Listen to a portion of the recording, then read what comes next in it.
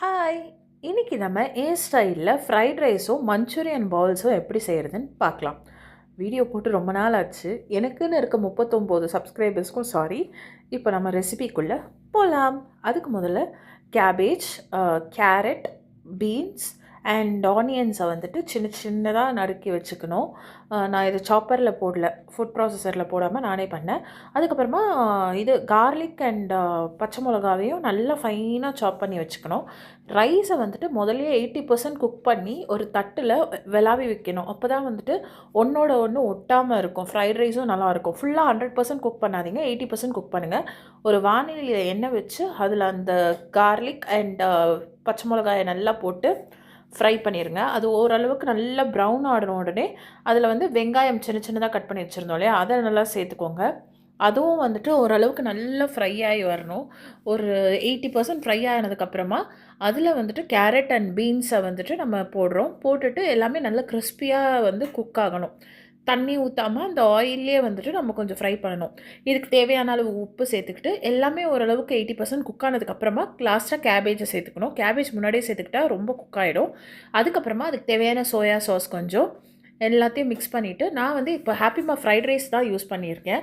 ஆக்சுவலாக fried rice mix use பண்ணுறீங்கன்னா நீங்கள் உப்பு கொஞ்சம் பார்த்தே யூஸ் பண்ணிக்கோங்க. ஏன்னா ஃப்ரைட் ரைஸ் மிக்ஸ்லையும் ஆல்ரெடி உப்பு இருக்குது. அதுக்கப்புறமா ஒரு பேட்சாக நான் வந்து ஃபுட்டை சேர்த்து கலந்து விடுறேன். அப்போ தான் வந்துட்டு குழஞ்சி ஒட்டாமல் வரும். அதனால் வந்துட்டு கொஞ்சம் கொஞ்சமாக அந்த ரைஸை வந்துட்டு போட்டுட்டு அதை வந்துட்டு கலந்து விடணும். அப்போ தான் வந்துட்டு உங்களுக்கு வந்து நல்ல ஒரு ஒட்டாமல் உதிரியான ஃப்ரைட் ரைஸ் வரும். நல்லா ஆறுனதுக்கப்புறமா ரைஸை வந்து நீங்கள் அந்த வாணலியில் போட்டு கலந்தீங்கன்னா உங்களுக்கு வந்துட்டு ரொம்ப ஓவர் குக் ஆகாது. நீங்கள் கேஸை ஆஃப் பண்ணிவிட்டு ரைஸை போட்டு ஃபுல்லாக கலந்ததுக்கப்புறம் கூட ஒரு வாட்டி கேஸ் ஆன் பண்ணிக்கலாம்.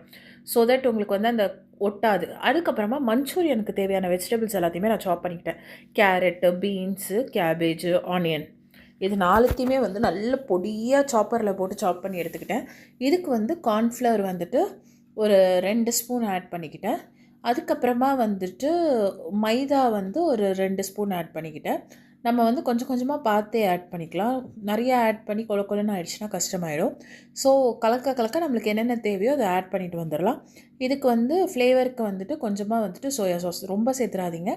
ஏன்னா நம்ம அடுத்து அந்த மஞ்சூரியன் கிரேவிக்கும் சேர்ப்போம்.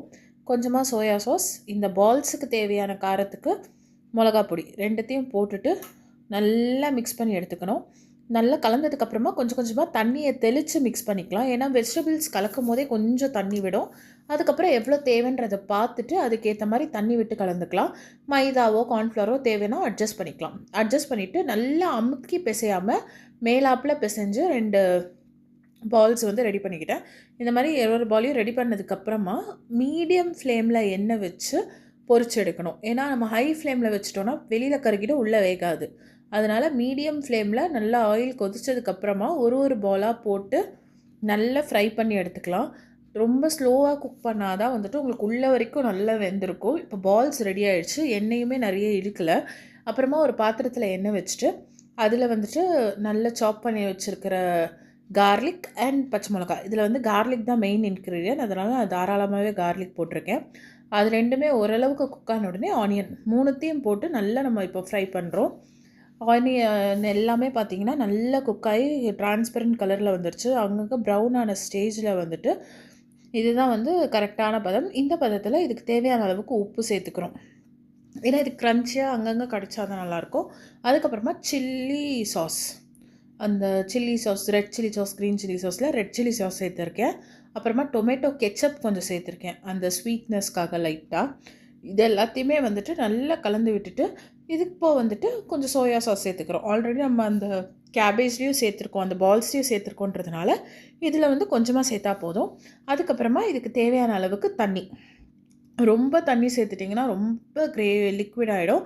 நான் ஒரு 10 பாலுக்கு இவ்வளோ தான் சேர்த்துருக்கேன். அதுக்கப்புறமா பேலன்ஸ் பண்ணுறதுக்கு ஃப்ளேவரை கொஞ்சமாக சர்க்கரை, இது எல்லாத்தையுமே போட்டுட்டு கார்ன்ஃப்ளவரை வந்துட்டு 1 ஸ்பூன் கார்ன்ஃப்ளவரை நான் கொஞ்சமாக தண்ணியில் கலந்து வச்சுருக்கேன். இது வந்து அந்த டெக்ஸ்டர் கொடுக்கும் அந்த கிரேவிக்கு.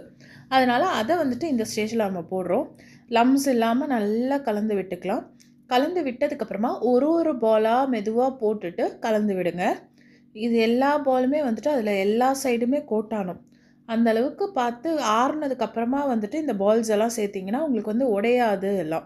எல்லா பால்ஸையும் சேர்த்துட்டு மெதுவாக கோட் பண்ணி விட்டிங்கன்னா எல்லா சைடுமே இந்த மஞ்சூரியன் கோட் ஆகிடும். உங்களுக்கு இன்னும் கொஞ்சம் லிக்விடாக வேணும்னா வந்துட்டு நான் எல்லா சாஸஸுமே கொஞ்சம் எக்ஸ்ட்ராவாக போட்டுட்டு தண்ணியும் ஊற்றிக்கலாம். பட் எங்களுக்கு வந்து இந்த மாதிரி செமி சாலிடாக வேணுன்றதுனால நாங்கள் அப்படி பண்ணிட்டோம். லாஸ்ட்டாக கொத்தமல்லியை தூவி இறக்குனீங்கன்னா உங்களோட மஞ்சூரியன் பால்ஸும் ரெடி. Manchurian balls and fried rice வந்துட்டு ஓஜி காம்பினேஷன். ஸோ ரொம்ப நல்லாயிருக்கும். நல்ல ஃப்ளேவர்ஃபுல்லாக ஒன்றுத்தோட ஒன்று நல்லா காம்ப்ளிமெண்ட் பண்ணிச்சு. ட்ரை பண்ணி பாருங்கள், பிடிக்கும்னு நினைக்கிறேன். வாங்க சாப்பிட்லாம்.